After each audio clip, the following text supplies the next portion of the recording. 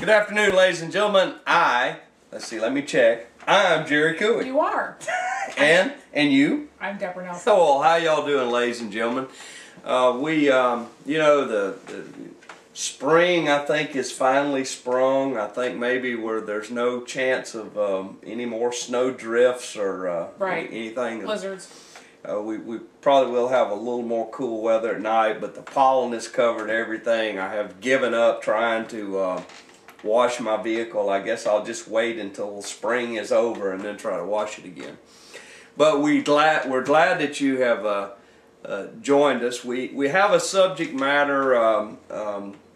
Early in our beginnings, we did a story on the GO prison.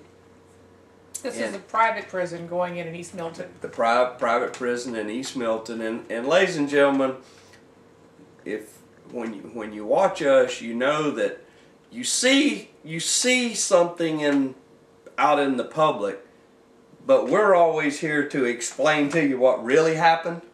Well, we have sat through the county commission meetings, the endless county commission meetings, where they go over this, right, little point by point, little minute issues that turn out to be real big. So what we're going to do, and I have told Deborah, I'm right on the verge of explosion right now, but I want us to explain to you all the nuts and bolts of the GO prison deal, and then we're going to tell you what really happened, because it is a story that will make your hair stand on end. So let's begin. There was a thought that a private prisons in the state of Florida would be a good idea, and so tell the folks about the private prison. Well, the one in East Milton, they approved in 2008, and it was the GO Group was the name of the... They won the bid. Right. There was two companies looking at it, and they won. And the state of Florida actually is paying for the prison to be built. Right. So the prison itself is still being built by taxpayer dollars. And apparently they're being... the privatization side of it comes in with the operations. Right. And I will hold back on my explosion, but ladies and gentlemen, that is an issue that we're going to get into more detail that's going to excite you. On a local level, yes, we agreed in the county, to some funding to make this happen. So, so what did we do there? GO Group acquired a private parcel, and I believe that was in 2008. Right. And because this is being touted as economic development jobs bringer, the jobs being prison guard jobs, Santa Rosa County gave them, what we know about, gave them $2.5 million in subsidies in 2008. They approved that. And that was $1.8 million in water and sewer infrastructure, $128,000 discount on $198,000 that they owed in transportation impact fees. They didn't have to pay that. Right. And then $540,000 worth of sludge disposal from the city of Milton. Yeah, that was kind of the city of Milton even participated in it a little bit. So at the county level, and look, for those of you who pay attention, well, this is a possible new business. I think most people's feelings is, whether you agree or disagree with having another prison here. Well, if it's some jobs, I guess I'm okay with it, and so this issue worked. Now, one of the things that's very interesting about this, ladies and gentlemen, is the secrecy and the speed at which this occurred. Now, Deborah and I, of course, was at a county commission meeting. Deborah was there with her trusty camera, and in one of our previous shows, we discussed the GO issue. All of a sudden, it seemed to show up out of nowhere. Team Santa Rosa forwarded it over. This is a good idea. They had a representative of GO shows up, and Mr. Zoli. And this is a good thing. We're bringing jobs. We're going to spend construction dollars. I also seem to recall that there was very few local construction people that participated in this. It was mostly out of town folks that built the prison. But that's a side issue. So the other interesting thing in this, and this was a big decision for Santa Rosa County. At this time, two sitting county commissioners, Tom Stewart and John Broxton, were defeated. Right. So they were lame duck county commissioners of sort. They would. This occurred in June. Their term would be over in November of that year. 2 new commissioners would be coming on board. Yet this decision was still made for the infrastructure improvements, and we embrace and we want you in the $2.5 million in subsidies. $2.5 million of your and I's money to a private profit-making company. To a private profit-making company. Now, that's kind of what you saw out in the open.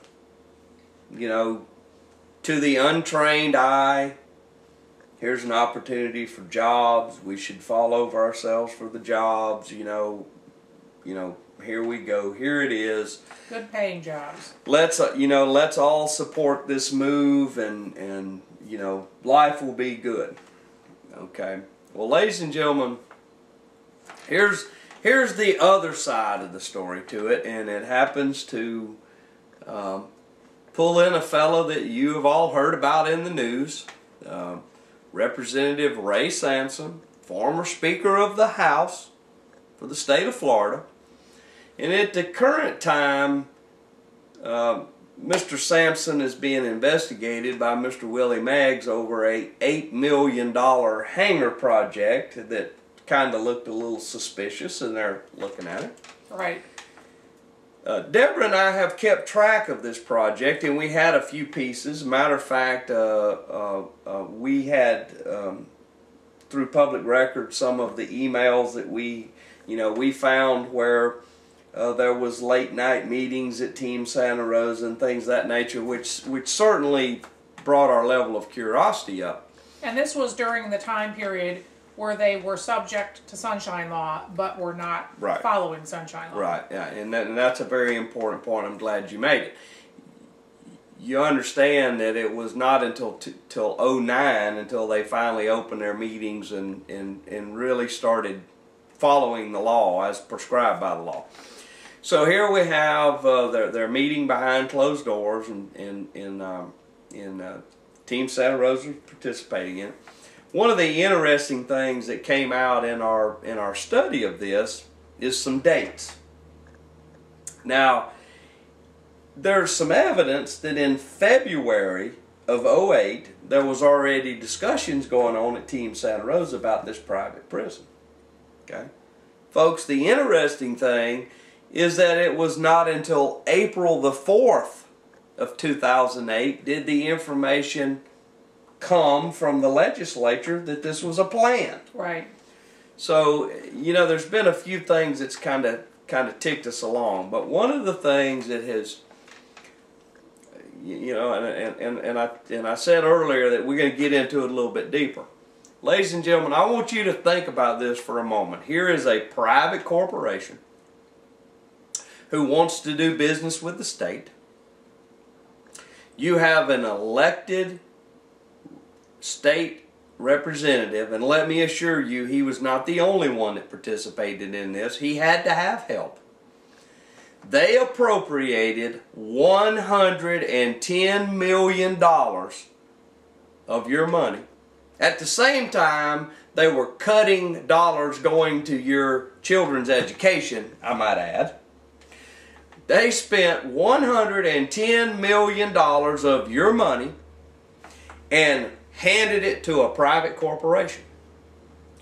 Now, I tell you what, Deborah, I have searched and wondered, and I have asked folks, and I cannot find one single person, with the exception of apparently our elected officials in Tallahassee, Florida, who think that it is okay to give $110 million to a private corporation.